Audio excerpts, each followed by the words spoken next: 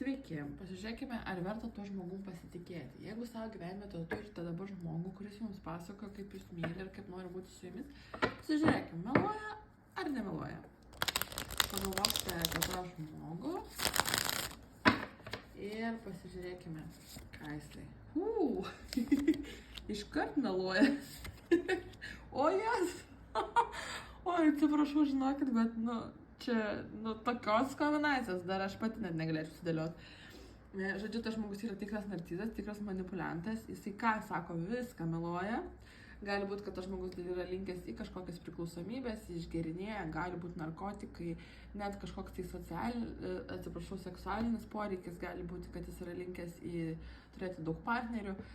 Imperatorius per vidurį šalia kardų 7 ir velnės, tai yra visiška mirtina kombinacija. Kas liečia asmenį, jis yra visiškas manipuliantas, narcizas, netgi gali būti sociopatas šitoje vietoje. Gerai, pasižiūrėkim.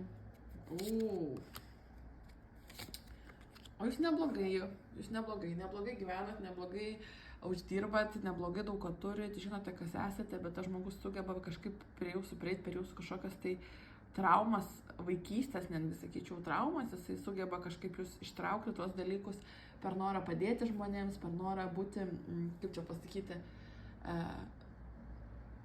nemokant pasakyti, ne, tas žmogus pamatė, kad jūs turite tam tikrų vietelių silpnų, per kurias jis gali prie jūs prieiti. Ir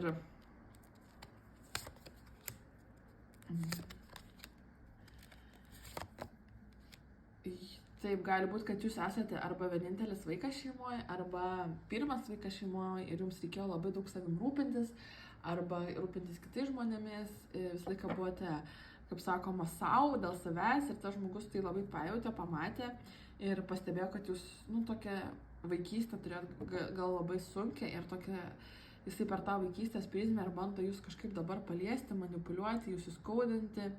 Ne tai, kad įskaudinti, bet padaryti taip, kad elgtumėtės, kaip jisai nori, kad elgtumėtės.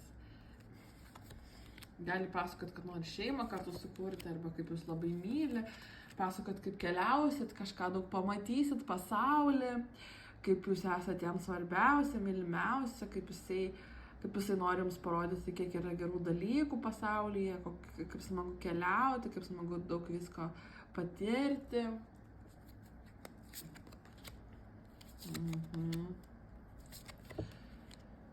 Nors pats nei pinigų turi, nei.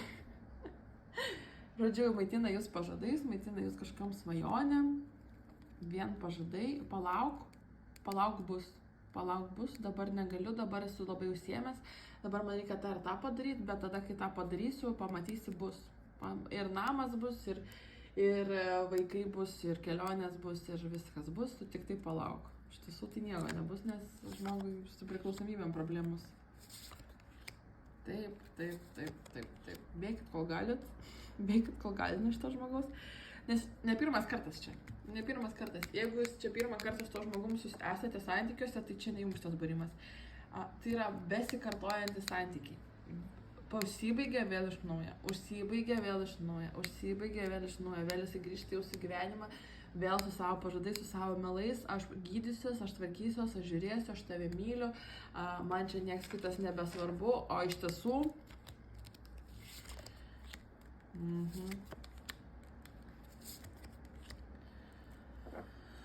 Sakot, aš jį myliu. Tai kol mylėsi, tol ir kentėsi, tol ir būsi šitos aukos pozicijoje.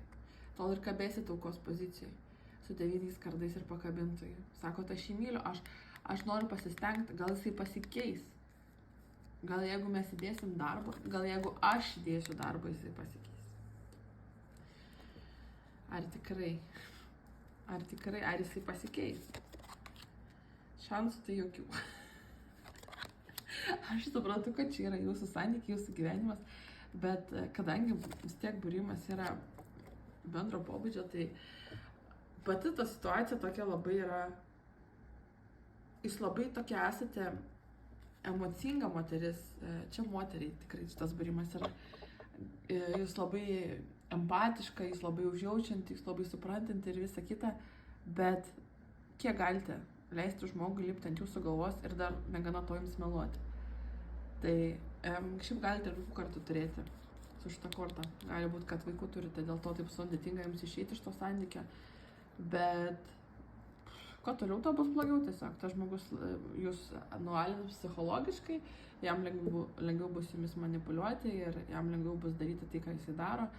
Ir tikrai tas žmogus ir į kairę eina, ir piknaudžiauja kažkokiais tai dalykais, alkoholiu. Tai panašu, kad čia būrimas įrašas skirtas žmonėms, kurie yra santykiuose toksiškos su žmogumi, kuris vis sako, kad pasikeis, su kuriuo susiskiriat arba susipykstat, bet vėl grįžtat į tą santykį, nes tas žmogus jūs manipuliuoja. Tai šitoje vietoje aš netikėčiau nei vieno šio žmogaus žodžio. Ir jeigu yra galimybė, tik tai tos santykius kuo greičiau užbaigti ir judėti jums į priekį. Šiandien būtų tiek, sėkmės.